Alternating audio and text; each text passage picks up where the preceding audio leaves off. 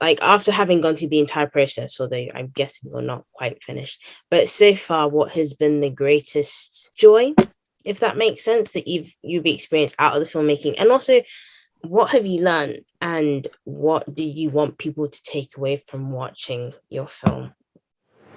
The story is about a young Jamaican lad. He's called up to war. He doesn't have any power.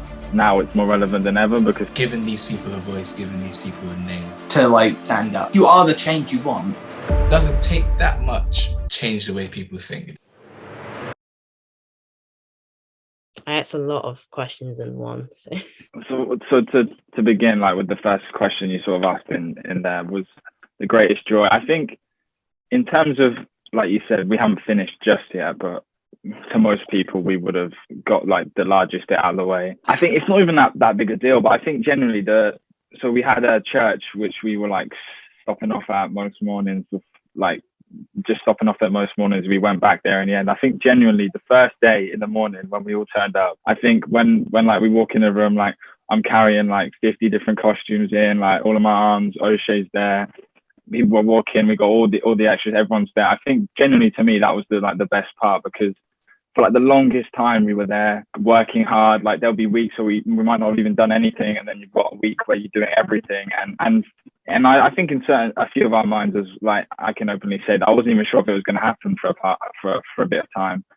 And like when you're there, you're like there, and it's happening now, and it's all the pressures on your back, but you're also there trying to like strive because all the effort you put into that, and you see everyone there, everyone's ready. I think for me that was the best part of the whole thing. Like even like amazing parts with certain people's acting or like the story actually being able to be told. I think that for me was the most joyous part, because it was like the beginning of it. With Harry, one of the fellow actors, Harry, how you find this, man? It's a relief. It is a relief, honestly.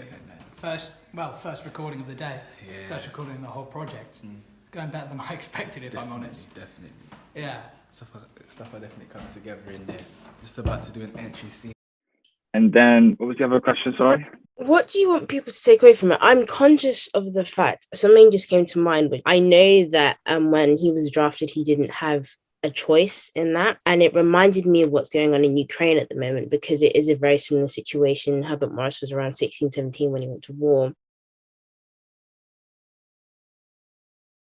And the guys, and I think, I'm not sure if women are being drafted, but the guys and girls who are being drafted at the moment are our age, if not a little bit older, maybe a bit younger. And so in that sense, I was wondering, I don't think it was intentionally done, but it is very relevant to what's going on at the moment in the world. And I wanted to know what you guys wanted people watching the film to take away. I would say to move forward within like society and all that, we have to take a good look at the past.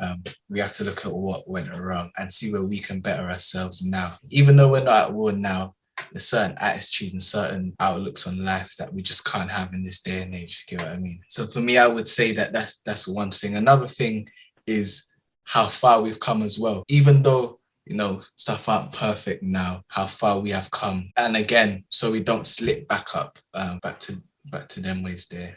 Also, I would like to, it's like a tribute as well to those who did give their lives in war. All soldiers, you know, black, white, Asian, all soldiers who gave their lives in World War I. Yeah, I think that's what I want people to get from it. To second that, I think that is probably like the biggest thing, is to just shed light on something which has happened. Like, although like I think in the grand scheme of things, like not to like dishearten like our actual piece that we've created, but Herbert Morris is so small in the grand scheme of things. This random person has gone through such hell, and millions more have gone through it as well. Like Oshie said, to show how far we've come, but also to not disguise what has happened before as well. Yeah, and just finally on that, linking back to what O'Shea said earlier about how Herbert is sort of acted on by the world rather than acting on the world himself. I think, like you guys are saying, he's Herbert Morris amongst all the other young people that went to war and still do go to war now.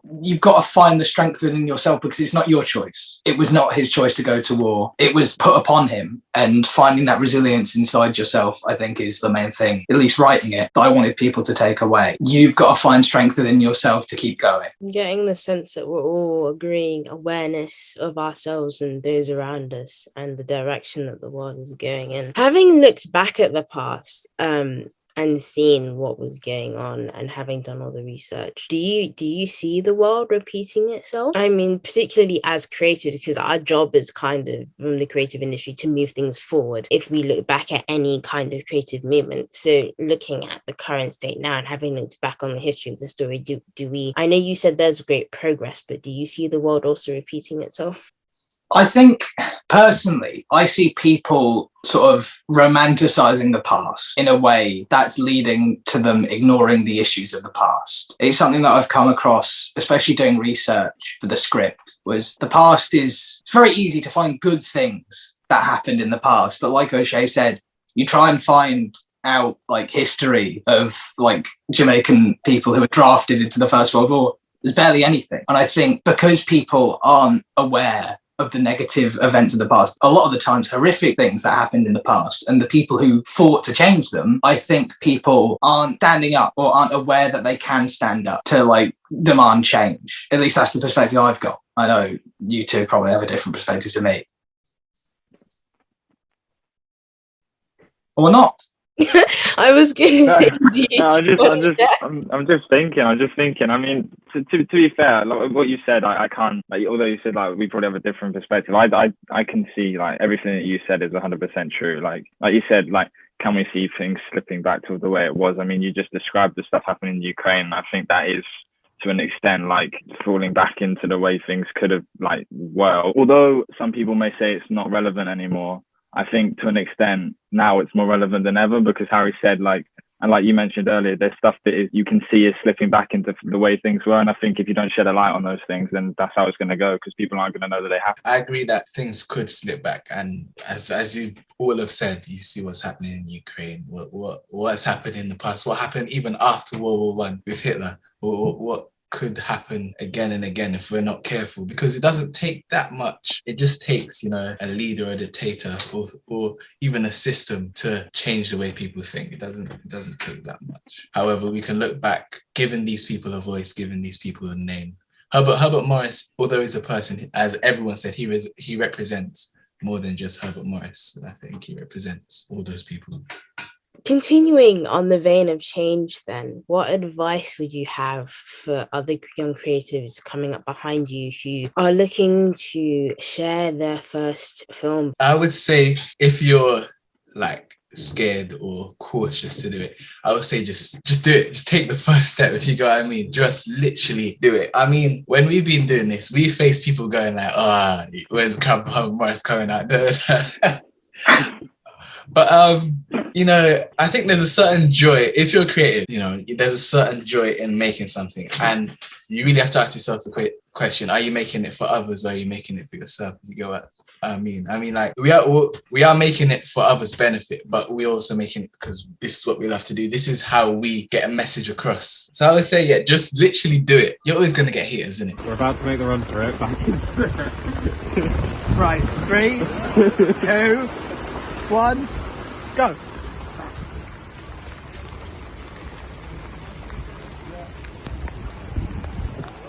Directly behind you, Matthew.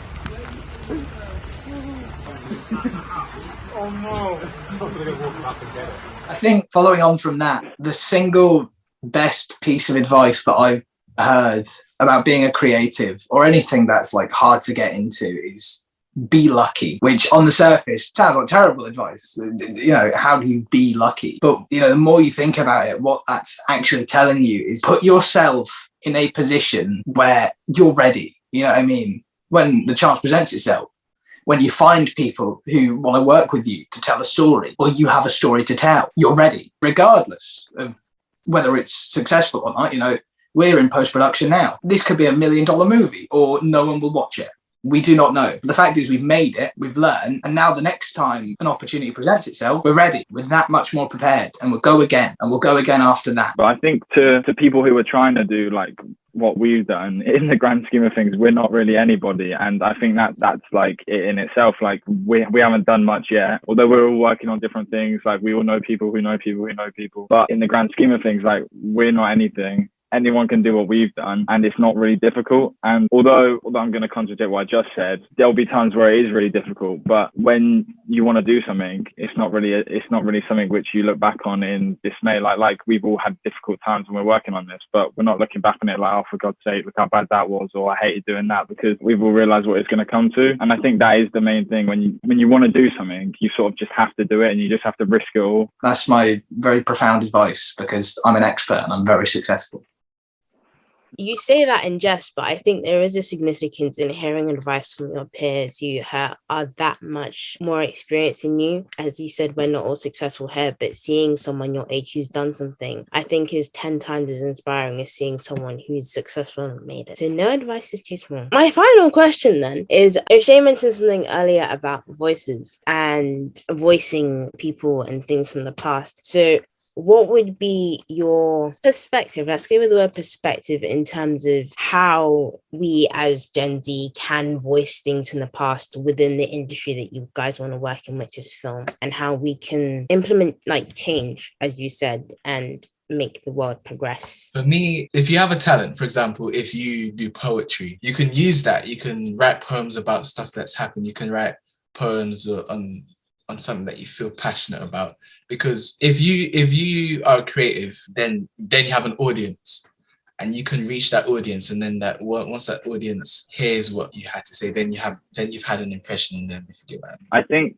to an extent, like, the implementation of change is done through, I don't want to to our own horn, but it's done through sort of like the creation of what we've made. I think when you're looking at it, even just down to things which weren't as common in the past, like this story, for example, we've created something which wouldn't have been realistically wouldn't have been told if it wasn't for us. And I think although we've just done that, I think that in itself is implemented a level of change, because it's changed something which wasn't going to be done into something which has now been done. I think, to go back to what you said before about being able to show to creatives what they should do, I think another way of showing change is through just doing things which you like doing. In the grand scheme of things, you should be the most important person to you. And I think, to not go too off topic, I think being able to change yourself as well as other people through what you're showing, I think our purpose for this film in itself was to be able to reach the hearts of people through just telling our random story. And if you express how you feel, it's going to impact others. And when we're no one special,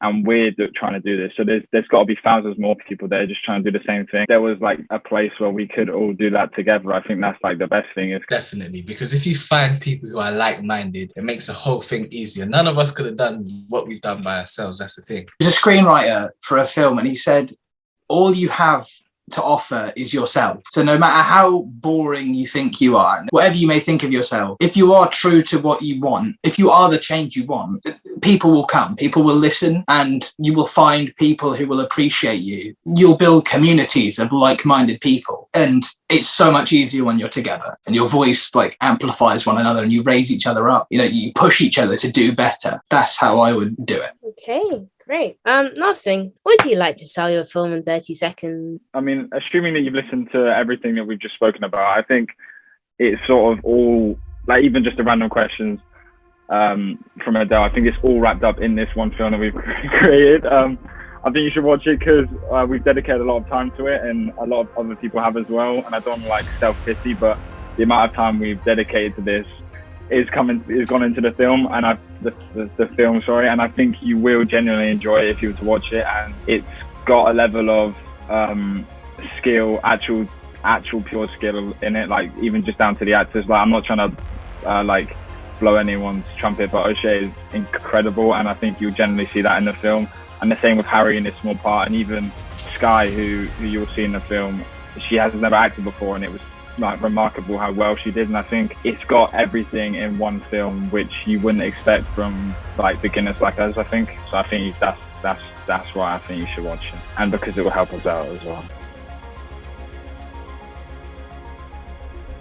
Yeah, if you don't watch the film, well, I'm not going to be happy. Yeah, DeadCentre Productions, let us know what you think when you see it. Let us know what you think. Yeah. And we spoke about implementing change, so give us a message if you want to work with us or anything like that, even if you're small. Like you said, we're small as well. So what he said, what I said. Ram. Right. Ready?